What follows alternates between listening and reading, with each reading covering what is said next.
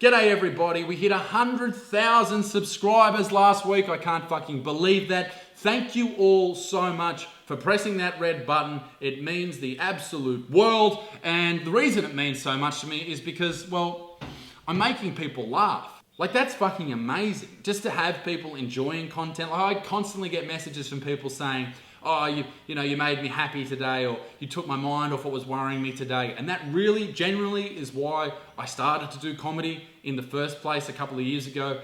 Because, I don't know, it just seems that by making people laugh, you can change the course of someone's day. And that's fucking important to me. I don't know what I'm doing with my hands at the moment. They're just moving around. Anyway, the reason I'm making this video is to sort of give you an idea about who I am. Am I just this guy with a beard who screams and swears on YouTube and Facebook? Yes, but there is much more to me. Well, not much more, but there's a little bit more. And I'll go into detail. So I put the question out on my Instagram. And if you haven't followed me on Instagram, go ahead and do so because it's just fucking amazing. The Buttsman, that's where it's at on Instagram. Don't forget the R. The R is important. The Buttsman. It's where I post most of my content, Instagram stories, that type of shit, and just sort of hilarious photos and whatnot. Stuff I can't post on YouTube. That's where it goes. So go and check that out. Join the Buttsman family. No, I'm not going to start fucking calling people that. Jesus Christ. But be a good motherfucker and follow me on Instagram. It's great. So I asked the question on Instagram last week. I said, what would you like to know about me? And I got 400 DMs. Not even kidding. Like, that was ridiculous. I got so many bloody questions. But I did go through them, and I hope to answer the majority of them in this video. But if I don't, I'm sorry. Your question was probably pretty shit. No, I'm only joking. But there was some dumb shit fucking questions. Jesus Christ, what is wrong with you people? So, I'm 24 years old.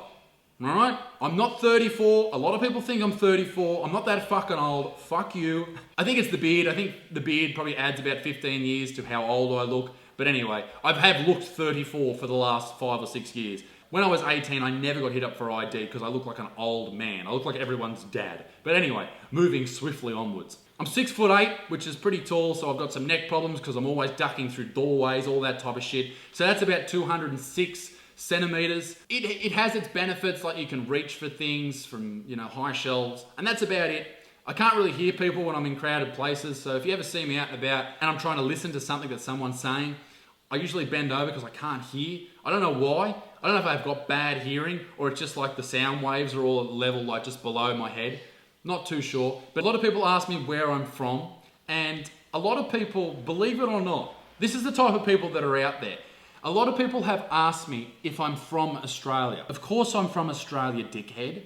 How could you even think that I'm from somewhere else? Have you ever listened to the way I talk?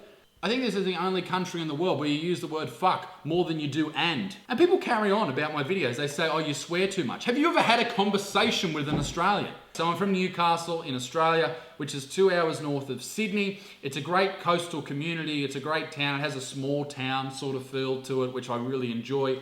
Everyone seems to know everyone, which is sort of nice as well. I'm not a big fan of the big cities. It seems that everyone in like big capital cities just fucking hates everyone. I don't get that sort of feel. I'm not going to use the word vibe. I hate the word vibe, but I don't get that vibe in Newcastle. I thoroughly enjoyed here. And through comedy, I've got to travel to a lot of places, and Newcastle's still pretty high up there on the scale of the places that, I really like being in. So good on you, Newcastle. You're doing fucking well, mate. So people wanted to know why I got started in comedy, and that's a long answer. And I guess, if you want to hear it, here it fucking is. So when I was a young kid, all I wanted to do was play footy.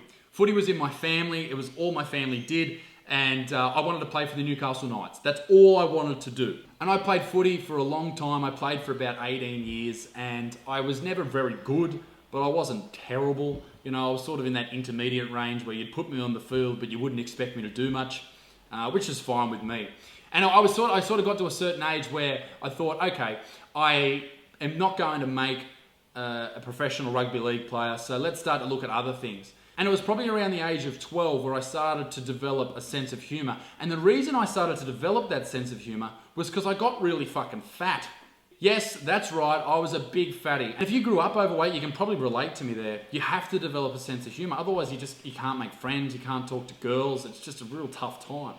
And luckily enough, I developed a sense of humor because of that. And over time, I started to notice comedians, and started probably with Billy Connolly when I was about 12 years old.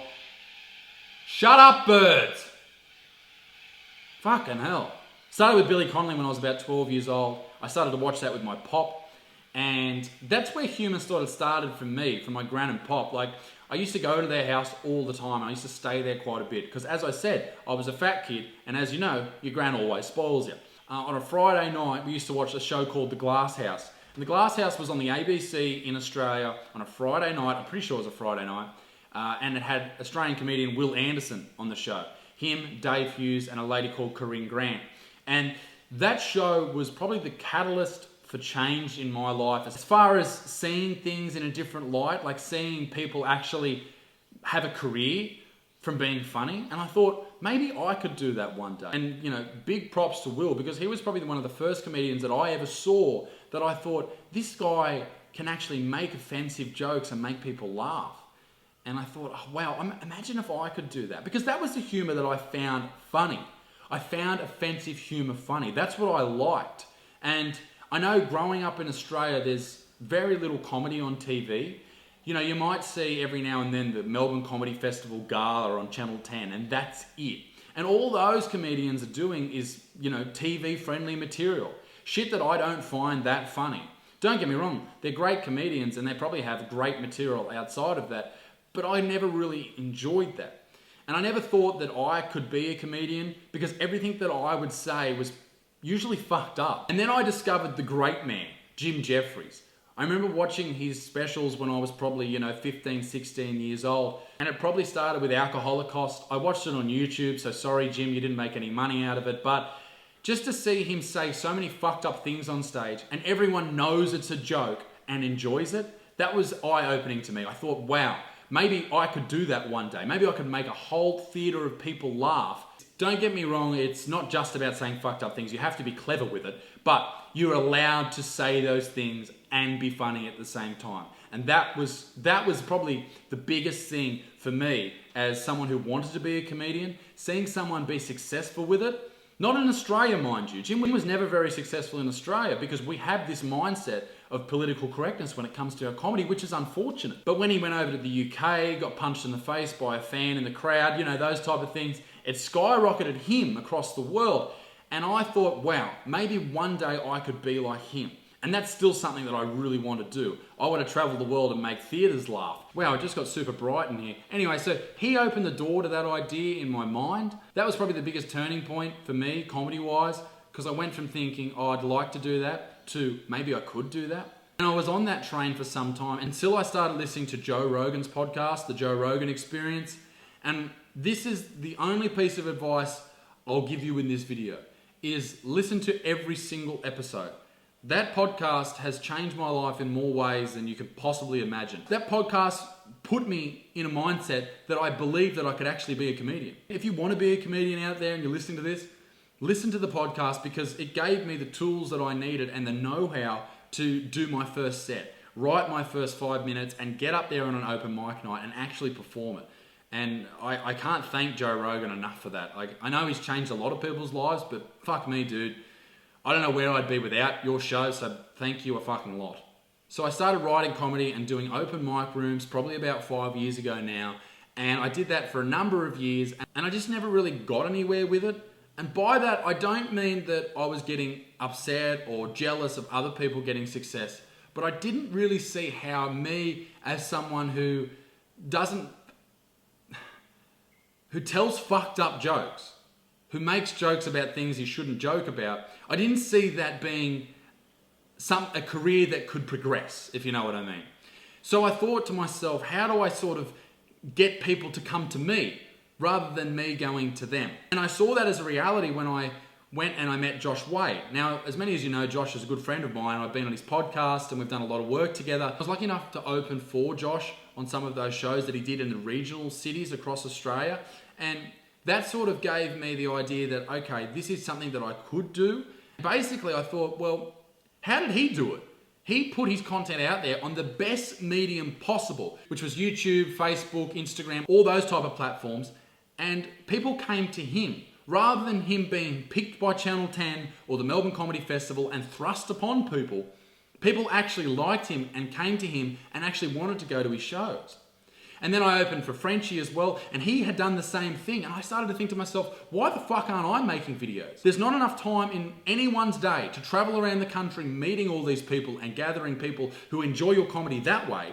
The best way to do it is use the thing that everyone else fucking uses, and that's social media. And that's the reason I started making videos. And again, the reason I wanted to make this video is to thank you guys for being a part of it. I'm now going on tour later this year and doing something I've always wanted to do because of you guys. So fucking thank you for that. Jesus Christ, I can't stress that enough. Thank you. I appreciate the shit out of you guys. Let's get to some other questions. Why do I have a beard? The reason I have a beard is because it fucking looks amazing. People bag my beard and they bag my haircut in the comments. Fuck you.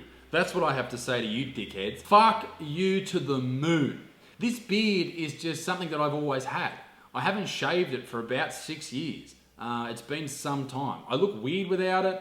I'll try and find a photo to put there of me without a beard, but I just look strange without it. It doesn't make any sense why I wouldn't have one. And as far as the haircut, people say I'm a hipster. Yeah, fuck it. I don't know. Maybe I'm a hipster. I don't think I am, but you know. I don't know. I drink almond milk sometimes. Fucking look at me go. As far as my favourite sport goes, I loved rugby league growing up. I love the Newcastle Knights. I still do, even though the last 10 years or so have been fucking hard as a supporter. I'm far more into MMA now. I love watching the UFC. And I probably got into that because of the Joe Rogan podcast. He gets fighters on there all the time. And sort of made me think, wow, this is such an interesting sport. And, you know, I really gained a lot from watching it. And once you really start to get to know the intricacies of it, it makes it even more fascinating. But anyway, I'll move on from that. A lot of people like to know where I get my ideas from videos from. Well, honestly, I think about it 24/7. Like, I'll wake up in the middle of the night and I'll write an idea down. Like, it's not good for your sleep, but that's what I do. And I think about different things and I sit down and I write for hours and hours about it. And I try and come up with the best comedy I can. Because I know people want to produce things on YouTube that are quantity rather than quality, but I just want to produce the best quality videos that I possibly can and make people laugh. And I think I'm doing that so far, and I hope I can continue that into the future as well. So some other people wanted to know how much money I make from making videos. Well, let me tell you, where do I start? I make absolutely nothing. Zero. No dollars, nothing. And you can probably guess why. YouTube-wise, I'm not very advertiser-friendly. Obviously. That's another reason why I have a Patreon page, because if you're enjoying what I'm doing, you can always support me there. 25 cents a week, that's $1 a month, that's all I ask for, nothing more, nothing less. But anyway, you can go and check that out. The link will be in the description below. And interestingly enough, I work full-time as well. I'd love to put out more videos, but I'm at work. Got to put food on the table. Being 6'8", you need some fucking food, let me tell you that right now. This beard, without food, it wastes away to nothing. So that's probably enough for now. If you've made it this far through the video, I appreciate the shit out of you even more. So what's the plan for 2018? This year's already been massive for me, and I plan to make it even more massive. Great choice of words there, Isaac, you dickhead. Number one is I want to make more videos. I want to make more quality content, and that's why I have the Patreon page, so I can free up more time to make those videos and hopefully make people laugh all over the world. We're at over 100,000 subscribers now. Fuck it, let's take it to 1 million by the end of the year. Let's call it right now, motherfuckers. Let's go for it. Who cares? Fuck it. I don't know if it'll happen, but let's fucking go for it. I also wanted to start a podcast, which is something that interests me. I like listening to long-form conversations and finding things out about people. And a lot of you guys may not be into podcasts at all. You may not be into them yet. You may be into them in the future. And hopefully it's mine that you get into. And that's something that will also come from the Patreon page and from the touring. You know, I'll be able to get out there and talk to more interesting people and bring those conversations to you guys. So not only are you laughing at my content, but maybe even you're learning a thing or two. I don't know, fuck it, let's give it a crack. Another thing I'm working on at the moment is almost a TV series, but not for TV, for YouTube. And the idea behind it is different. It's like, I have an interest in mysteries and the paranormal and all that type of weird shit. I like getting scared, so it's got something to do with that. Okay, I won't tell you too much more, but that will be very exciting. That's something I'm working on at the moment. So we'll see where that goes. But hopefully by the end of, the end of July. Hopefully we'll have something, you know, a couple of episodes out, but we'll see how we go. So if you have an idea of some celebrities you'd like to see on that show, let me know in the comments below. Fuck it, we'll get someone. We'll get Barack Obama on that motherfucker. I don't know, we'll get someone. It'll be good. So where does the channel go from here? As I said just before, I want to grow it, and the reason I want to grow it is because I want to make more people laugh.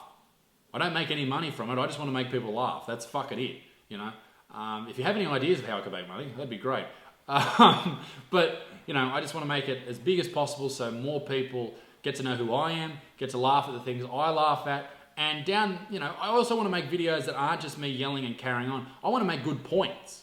I want to educate people on things that I've learned and things that I'll learn in the future, but put them in a way that people can actually digest. And of course, I'll be going on tour in a couple of months, which hopefully you already have signed up at my website, www.isaacbutterfield.com. Go to that and sign up to the email list so you get first crack at tickets, and let me know where you want me to go. There's a little tab there that tells me where you're from, so you'll be able to let me know exactly where I should go in this fine country of Australia and hopefully even overseas. So let me know there. That'll be fucking great. I really, really can't wait to come out and meet all you guys. It's just something I've been looking forward to for such a long time. And that being a reality now and in the planning stages is very exciting, but I need to know where you want me to go so I can go there and meet you guys and make you laugh. Anyway, that's the end of the video. Thank you so much. Please make sure you subscribe. Follow me on Instagram as well at the Buttsman. That's where I post most of my content, so please go and check that out. You can follow me on Twitter if you fucking still give a shit about Twitter. Go for it. It's at the Buttsman as well. Support me on Patreon. That's a big one. That frees up more time to make more videos. Pretty simple. If you can afford it, if you can't, it's all free anyway. It's only if you want to support me.